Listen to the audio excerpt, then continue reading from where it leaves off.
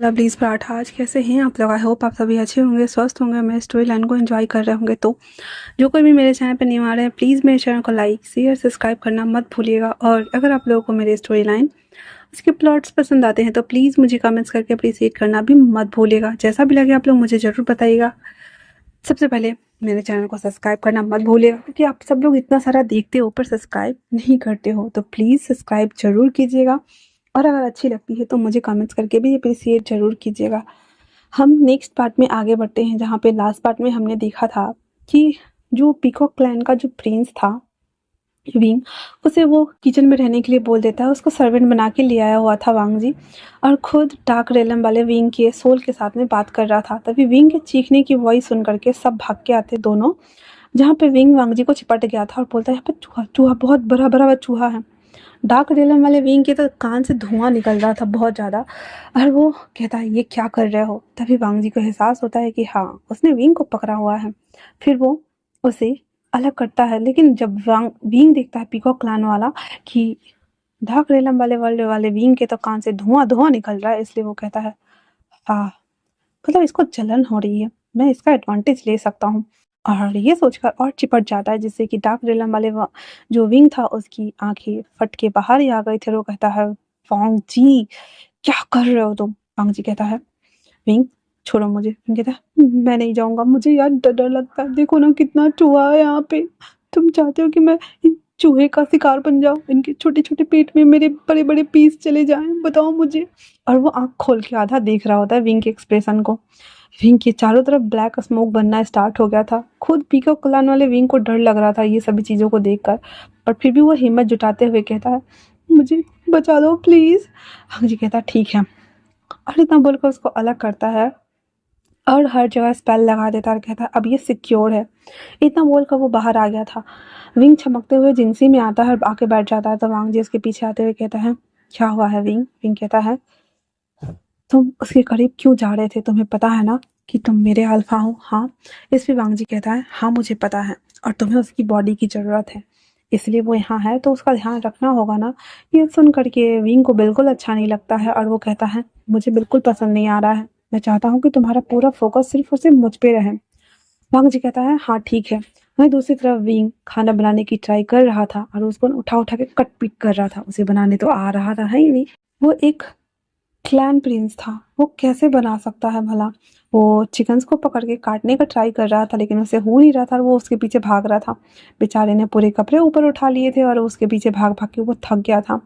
और अचानक से वो दोनों जब बात कर ही रहे थे तो चिकन्स उड़ के अंदर आ जाता है, जिसे देखकर विंग की आंखों में और बहुत ज़्यादा खून उतर आया हुआ था। और वो वांग जी को देखते हुए कहता है ये एक काम ठीक से नहीं कर सकता। वांग जी उस चिकन को पकड़ के बाहर आता है, जहाँ पे विंग हाँफते हुए कहता है हाँ हाँ, वो चिकन मुझे दे दीजिए मास्टर।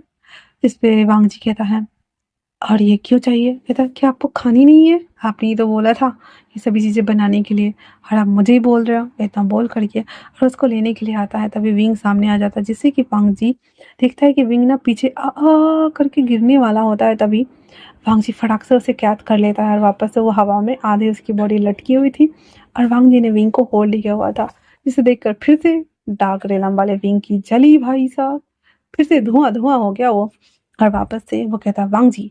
विंग खड़ा होते हुए कहता ए चुप रहो, जब देखो तब वांग जी करते हो। मैंने तुम्हारे वांग जी को नहीं बोला था मुझे पकड़ने के लिए, ऊपर से तुम्हें मेरा एहसानमंद होना चाहिए, तुम्हें मेरी बॉडी मिल रही है।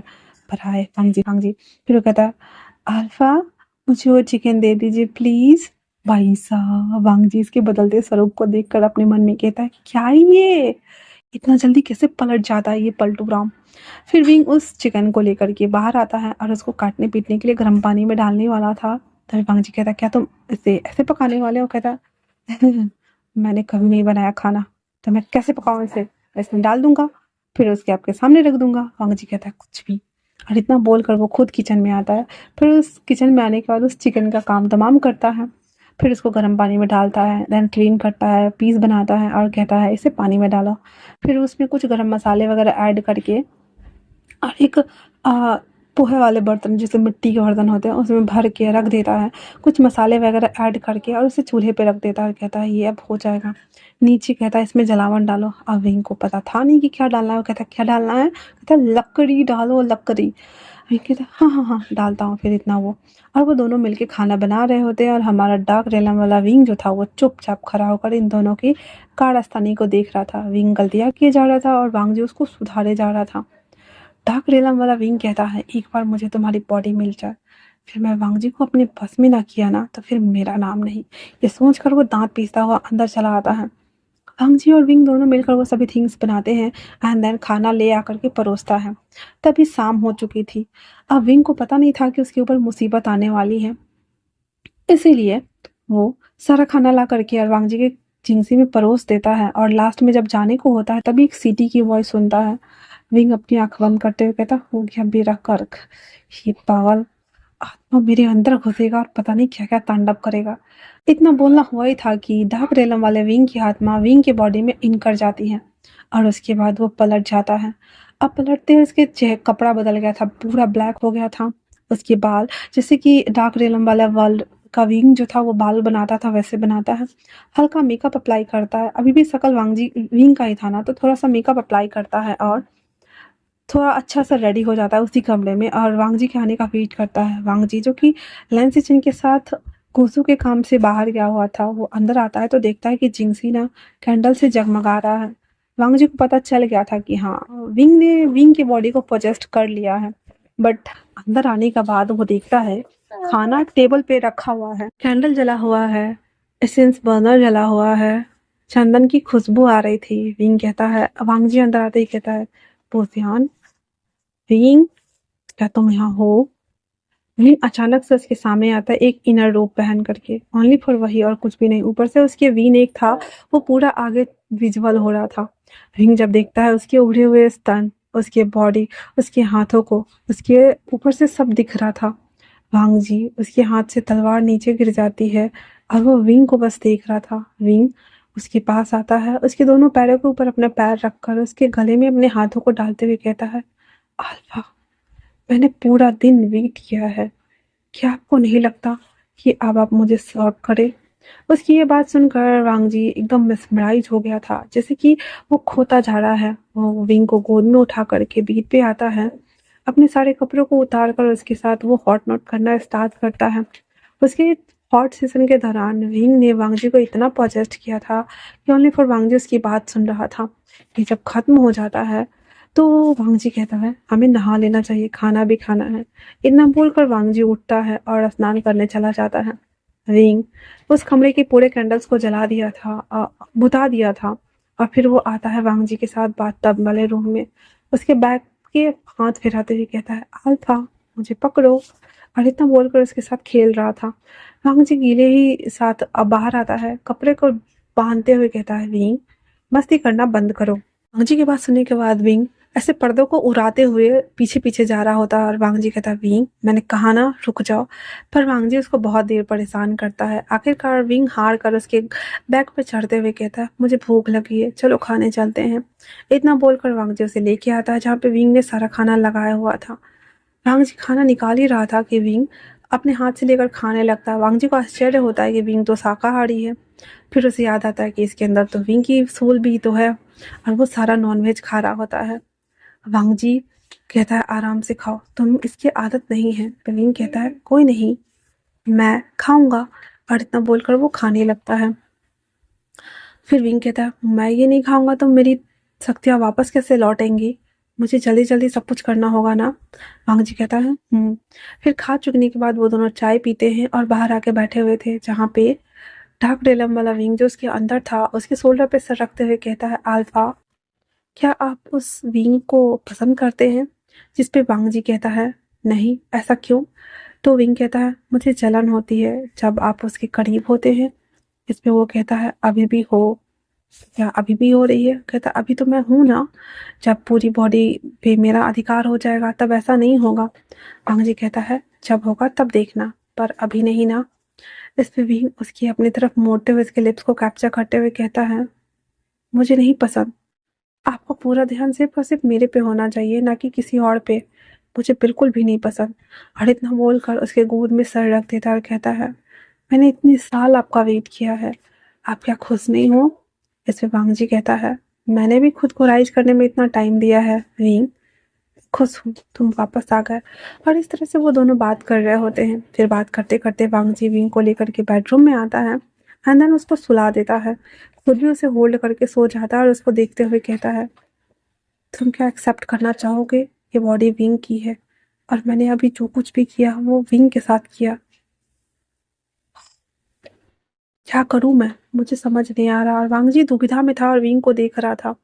फिर कहता है, अगले दिन सुबह पता नहीं क्या होगा तुम्हारा।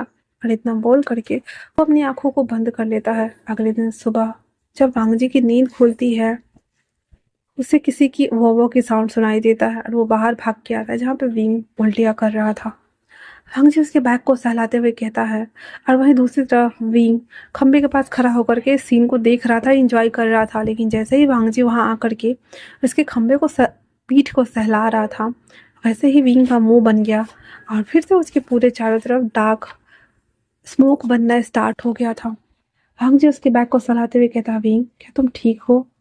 विंग कहता है खड़ा होते, बिल्कुल नहीं, मुझे खाना बनाने के लिए बर्तन धोने के लिए मत कहना, मुझे बहुत उल्टी आ रही है। कल रात को क्या खाया था मैंने, मुझे याद ही नहीं है।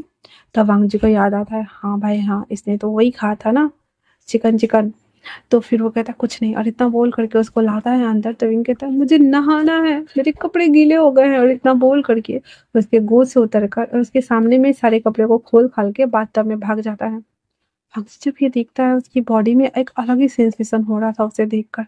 ना चाहते हुए भी वांग जी उसके पीछे बाथटब में आता है जहाँ पे विंग कहता है, क्या है, मुझे नहाना है, जाओ यहाँ से। इस पे वांग जी कहता है, विंग तुम्हें चक्कर आ रहा है, तुम गिर जाओगे। विंग कहता है, बराबर मेरा हाल चाल पूछने वाला, मैं 2 दिन से नहीं नहाया हूँ, निकलते हो या नहीं। या मैं इतना बोलकर उसकी तरफ घूम जाता है। विंग ने ओनली फॉर इनर रोब ही वेयर किया हुआ था, जहाँ पे उसकी बॉडी को स्ट्रक्चर देख करके वांग जी का दिमाग दिन में खराब हो रहा था, क्योंकि उसके सामने उसका ओमेगा खड़ा था। विंग ये देख पा रहा था कि वांग जी कहाँ देख रहा है, क्योंकि वो उसके ब्रेस्ट एरिया को देख रहा था बार बार और वहीं पे उसकी नजर जा रही थी। विंग विंग विंग ना डार्क रेलम वाले विंग को जेलसी फील कराने के लिए उसके पास आता है, चमकते हुए कहता है, मेरे बाल खोल दोगे प्लीज। रेता बोलकर उसके करीब आ जाता है वांग जी, जो कि अपनी होशो हवास खोता जा रहा था। उसके बालों को खोलते हुए कहता है, हाँ खोलता हूँ। इतना बोलकर उसके पूरे बालों को खोल देता है। पिंक के पूरे बाल उसके फेस पर आ रहे थे। वांग जी ना चाहते हुए अनजाने में ही उसके हाथ वहां तक चले जाते हैं और उसके बालों को टक करते हुए कहता है, क्या तुम्हें बाल धो के नहाने हैं? कहता, क्या मेरी मदद करोगे? और इतना बोल करके वो विंग को बाथटब में डालता है, खुद उसके बालों को ना ऐसे गीला करके और धोना शुरू कर देता है। उसके बालों में इत्र लगाता है और उसको साफ करने के बाद कहता है, तुम नहा के बाहर आओ, मैं तुम्हारे लिए कपड़े ले आता हूँ। विंग कहता है, रहने दो, मेरे कपड़े किचन में है, मैं ऐसे ही चला जाऊंगा। इस पे वांग जी कहता, विंग कहता, क्या विंग, हाँ वैसे भी मैं तुम्हारा ओमेगा नहीं हूँ, तुम्हें मेरी फिक्र करने की कोई जरूरत नहीं है और ये एहसान करने के लिए थैंक यू। इतना बोलकर उसके सामने जैसे ही खड़ा होता है वांग जी एक कदम पीछे हो जाता है, क्योंकि सूखा कपड़ा था तो दिख नहीं रहा था, लेकिन कपड़ा जैसे ही गीला हुआ था, इनका ब्रेस्ट, उसकी टमी, उसके हाथ, हर चीज एक्यूरेटली पता चल रही थी और उसे दिख रहा था। वांग जी वापस से उसके पूरे बॉडी को घूरते हुए कहता, विंग का कपड़े पहनो। और इतना बोलकर वो पलट जाता है। विंग इसका फायदा उठाने के लिए उसके सामने आते हुए कहता है, क्यों, मुझे देखकर कुछ हो रहा है तो मत होने दे, क्योंकि तुम्हारा ओमेगा वहां है, देखो वहां से बैठ के मुझे घूर रहा है। और इतना बोलकर विंग चमकते हुए वैसे ही गीले जा रहा होता है। उसका पैर स्लिप करने वाला होता है। वांग जी फटाक से आकर के उसकी बाहों में होल करता है और कहता है, कहाँ जा रहे हो? हाँ। इस पे विंग कहता है, वांग जी ये क्या कर रहे हो, छोड़ दो उसे, वो चला जाएगा। सिर्फ वांग जी कहता है, ये गिर जाएगा विंग, तुम शांत रहो। इतना बोलकर उसको खड़ा करता है और जल्दी से अपना बाथरोब ला करके एक बहुत बड़ा हार्मफुल, जो कि उसको नहीं आने वाले थे, क्योंकि विंग पिद्दी सा पतला दुबला सा था, नटखट सा था। और वांग जी का हट्टा कट्ठा चौड़ा 7 फुट का, उसको उड़ाते हुए कहता है, ये पहनो, ठीक है, पहले कपड़े बदलो, अंदर चलो। इतना बोलकर उसे वॉशरूम में दोबारा ला के खड़ा करता कहता है, यहीं रहो, मैं तुम्हारा कपड़ा लेके आता हूँ। फिर वो भाग के किचन एरिया में जाता है, जहाँ पे विंग ने एक सामान के ऊपर अपना सामान रखा हुआ था, उसमें से उसके कपड़े निकाल के लेके आता है और उसको देते हुए कहता है, इसे बदलो। और इतना बोलकर पर्दा तान देता है और बाहर आ जाता है। विंग के चेहरे पे तो डेविल स्माइल थी भाई साहब, उसने जलाया डार्क रेलम वाले विंग को। वहीं वांग जी बाहर आता है तो विंग उसके सामने आते हुए गुस्से में दांत पिसते हुए कहता है, ये सब क्या कर रहे हो आप? हाँ, आप भूल गए हो कि मैं आपका ओमेगा। उस पे वांगजी कहता है, अगर उसकी बॉडी को कुछ हो जाता है तो तुम भूलो मत, तुम लौटोगे नहीं। तुम कुछ ज़्यादा सोच रहे हो। नहीं, मैं बस उसकी हेल्प कर रहा था और कुछ भी नहीं। इतना बोलकर वहाँ से चला जाता है। विंग को एहसास हो रहा था कि वांगजी उससे कटा-कटा रहने लगा है, क्योंकि वो कनेक्शन वो फ़ील नहीं कर पा रहा था, इसलिए वो विंग को दिन में हार्म कर नहीं सकता था, इसलिए वो सोचता है कि रात में विंग को वो हार्म करेगा। तो अब नेक्स्ट पार्ट में हम देखेंगे कि विंग को वो क्या-क्या करता है और कैसे-कैसे करता है। ओह सॉरी गाइस, मैं क्या ही बोलूँ यार, पार्ट छोटे बन रहे हैं क्योंकि रात के 7 बज रहे हैं और मैंने अभी इसको रिकॉर्ड करना स्टार्ट किया था। अब देखो मैं क्या करूँ, ठंडी के मौसम है और काम ज़्यादा होते हैं। दिन भी छोटा हो रहा है, पार्ट छोटे बन रहे हैं, मैं कुछ नहीं कर सकती गाइस। नहीं से अच्छा है कि मैं रोज़ डालूँ। क्या आप लोग चाहते हो कि मैं रोज़ डालूँ? तो मैं मैनेज करना चाहती हूँ, पर नहीं हो पा रहा है मुझसे, और अगर नहीं हुआ तो मुझे बंद करना पड़ेगा। मैं क्या कर सकती हूँ? प्लीज़ मुझे कमेंट्स करके बताना कि छोटे-छोटे पार्ट भी चलेंगे क्या आप लोगों को? तब तक के लिए थैंक्स फॉर वॉचिंग।